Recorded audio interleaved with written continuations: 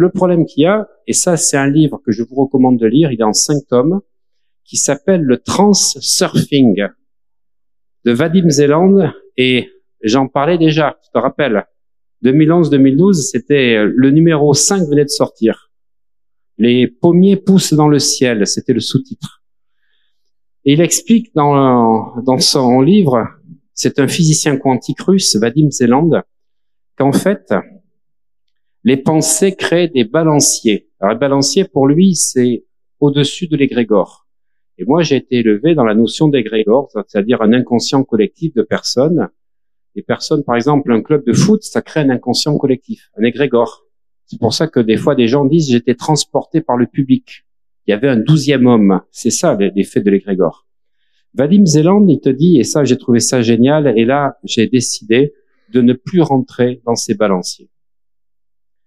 Que tu aimes Macron ou que tu n'aimes pas Macron, tu es dans le balancier de Macron. Voilà. Moi, l'égrégore, c'était ceux qui aiment Macron sont dans le balancier de Macron. L'égrégore de Macron. La notion de balancier, c'est ceux qui sont contre sont aussi dans son balancier. Donc, en fait, le balancier, c'est ce qui te sort de ta ligne de vie. Et ça, c'est génial par rapport à ce qu'on a vu ce matin. Tu es dans une ligne de vie. Et dès que tu commences à t'accrocher à un balancier, le balancier, c'est ça le balancier, il te sort de ta ligne de vie et tu sais pas pourquoi 2 jours après, ça va pas bien dans ton boulot, t'es plus dans la même ligne de vie. Lisez Transurfing, ça va changer votre vision. Il dit qu'effectivement, tu dois pas mettre d'émotion sur quoi que ce soit. Et donc, quand il s'est passé le confinement, qu'il s'est passé le vaccin, des coachs me disaient, tu penses quoi du confinement? Je dis, je pense rien du tout. Je pense qu'aujourd'hui, c'est comme ça. Il faut s'adapter par rapport à ça. Je me mets en adulte. Donc, un adulte, il est sans émotion et il est surtout sans préjugés. Si je suis dans le préjugé, je suis en parent. Si je suis dans l'émotion, je suis en enfant. Quand je suis adulte, je me fais pas choper par le truc. Oui, mais tu comprends, avec cette vaccination, il faut se faire ça. Peu importe. Vous faites ce que vous voulez. Moi, personnellement, c'est un choix personnel, mais je ne mettrai aucune polémique. Voilà. J'ai besoin de faire mes formations, de me déplacer, je vais me faire vacciner, mais je ne suis pas pour autant pour le vaccin, mais je n'osais pas en parler. Mais j'ai décidé d'arrêter la 2e. Mais c'est des choix personnels. Et dès que je parlais ou que je répondais pas, je vois bien qu'il y a des interactions qui se créent, des transactions croisées, et qui créent en fait des balanciers. Et dès que tu crées un balancier, c'est foutu. Voilà, donc l'inflation, l'Ukraine, la Russie, écoute, c'est comme ça. Et ce que je vous disais ce matin, l'art subtil de s'en foutre, ou l'art royal de s'en foutre, c'est la même chose. C'est-à-dire, je suis conscient, ça veut pas dire que je m'intéresse pas au sujet, mais je mets pas d'émotion. Et je ne m'engage pas en mettant des dogmes. Sinon, je suis bouffé par ça. Ce que dit Vadim Zeland aussi, il dit dans la vie, on a des lignes de vie. Et si tu aimes pas les pommes, mais que tu préfères les bananes, il faut être bête, moi je dirais un autre mot, il faut être bête pour rester sur une ligne de vie où tu as des pommiers, en croyant avec ton ego que tu vas te changer les pommiers en bananiers. Il dit, si vous croyez que vous allez changer des pommiers en bananiers, vous perdez votre temps. Demandez à votre supraconscience d'aller dans la ligne de vie où il y a des bananiers. Et pourtant, il y a combien de personnes qui essayent de changer les autres? Ça, c'est le parent qui essaye de changer l'enfant. Qu'on commence à comprendre les trucs. Donc moi, je suis dans une ligne de vie où je vis pas ce que je veux. Je demande à mon intelligence infinie de vivre ce que je veux. Et c'est ce que j'avais dit. Il y a des vidéos que j'ai fait sur YouTube de mon séminaire Out of the Box. Je fais un déménagement quantique. C'est-à-dire qu'en fait, je change de ligne de vie. C'est-à-dire que je pars sur une ligne de vie où il y a ça. Et c'est ça le but. C'est d'arrêter de vivre avec les mêmes personnes, les mêmes situations, en croyant que tu les changeras. Tu les changeras pas. Tu les changeras pas puisque tu viens de comprendre qu'elles sont dans leurs parents, enfants, adultes. Tu vois à longueur de temps. Autant attirer des personnes qui fonctionnent comme toi. Voilà. Donc, ça, c'est super important de comprendre cette notion d'égrégore, de balancier et de ligne de vie. Et lui, il dit que il faut effectivement, vraiment, ne pas mettre, c'est pas important. Parce que quand tu mets de l'importance, t'es foutu. Donc, quand tu fais une action, que tu attends un objectif, que tu vois que quelque chose se passe, tu le fais en conscience, mais ça marche ou ça marche pas, peu importe. Tu as mis ton intention et ça reviendra. Mais c'est peut-être pas là, c'est peut-être pas la bonne personne. Et je me rappellerai toujours en 1993, parce que j'ai fait de la politique moi depuis 1991 en Gironde. J'étais délégué cantonal et j'ai fait les élections cantonales. J'ai fait un second tour en 94 et en 98 j'étais sur la liste de Jacques Valade, qui était l'ancien ministre de Jacques Chirac, donc ministre de la Recherche. J'étais sur sa liste au régional.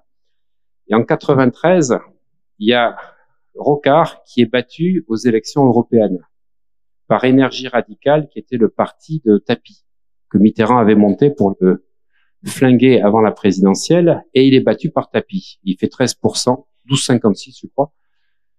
Et le journaliste l'interview, il dit « Michel Rocard, vous venez d'être battu, vous allez être obligé de laisser la place de secrétaire national du PS, votre carrière s'effondre, vous serez jamais président de la République, qu'est-ce que ça vous fait ?» Et Rocard dit un truc, moi, qui m'a impressionné, il dit « Rien de plus que si j'avais bu une tasse de café. » Et le journaliste, il dit « Mais Michel Rocard, ça fait 30 ans que vous vous préparez, vous avez été Premier ministre, vous avez fait ça, vous êtes affronté en 65 avec Jacques Chirac, vous aviez Pierre Mauroy avec vous, etc. Il y a eu ça, vous avez tout fait pour ça, ça vient de s'effondrer. Vous dites que c'est pas plus. Il dit, vous savez, quand vous faites de la politique, quand vous gagnez, ça doit pas vous faire plus qu'une tasse de café. Vous buvez. Quand vous perdez, ça doit pas vous faire plus qu'une tasse de café. C'est pour ça que ces gens-là, ils arrivent à rester à des niveaux incroyables. Et regardez ce qui s'est passé avec Fillon. Moi, je suis admiratif de la façon dont François Fillon, on l'aime ou on l'aime pas, mais comment il a résisté à la campagne qu'il a vécue il y a 5 ans. Le mec, il est resté stoïque. Il n'a pas pris 20 kilos, il n'a pas été effondré comme certains. Le mec, il passe à autre chose. Vous voulez pas de moi? Il passe à autre chose.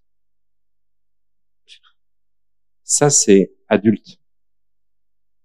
Tu maîtrises pas ce qui se passe dans ta vie. Par contre, tu maîtrises tes pensées, comme tu disais ce matin. Comment tu réagis par rapport à ce qu'on te propose. Ça, c'est super important. Voilà. Et moi, je suis estomaqué par ces gens-là. Alors, par contre, je suis pas estomaqué par ceux qui sont sans parents, comme on dit. C'est-à-dire ceux qui sont, comme on disait, comme des mafieux, les hommes politiques et qui n'ont pas de conscience de parents. Voilà. Donc, on passe au suivant. Donc, dans l'exclusion du parent, la personne fonctionne comme si elle a peu de règles ou développer les siennes propres pour chaque situation. C'est le combinard. C'est celui qui fait des coups foireux, qui pense qu'à piquer l'argent aux autres. Dans l'exclusion de l'adulte, la personne fonctionne comme si elle avait des difficultés à faire face à la réalité ou comme si un conflit interne permanent le dérangeait dans son contact au réel. Moi, je vais résumer cette phrase en disant « T'es con ou tu le fais exprès ?» Ça, c'est le manque d'adulte. Dans l'exclusion d'enfant, la personne fonctionne comme si elle n'avait aucun accès à ses souvenirs d'enfance. C'est le pisse-vinaigre, c'est le rabat-joie, c'est le sérieux, c'est celui qui sopatise, c'est celui qui ne pense qu'à son nombril, qui n'a pas d'enfant.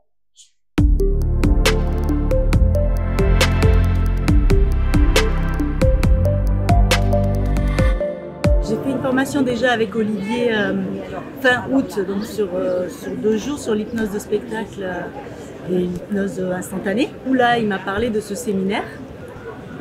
Donc là, je suis venue aujourd'hui pour justement découvrir ces protocoles et les scénarios de vie en fait.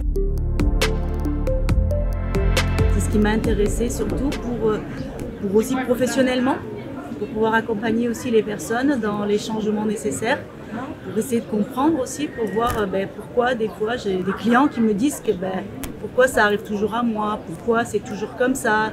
Donc voilà, pour essayer de comprendre un peu pourquoi on rentre dans des schémas ainsi.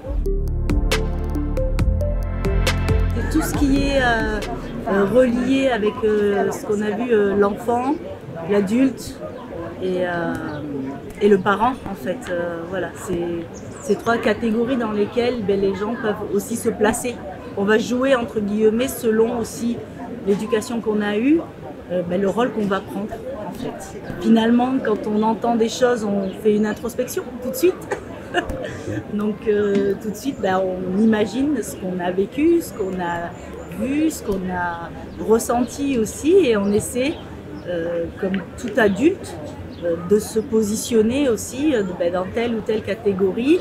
D'ailleurs, c'est très intéressant parce que je suis venue avec ma fille aujourd'hui, donc c'est intéressant de dire, tiens, quelle maman je suis. Si vous voulez en apprendre plus sur vous-même, participez au séminaire d'Olivier.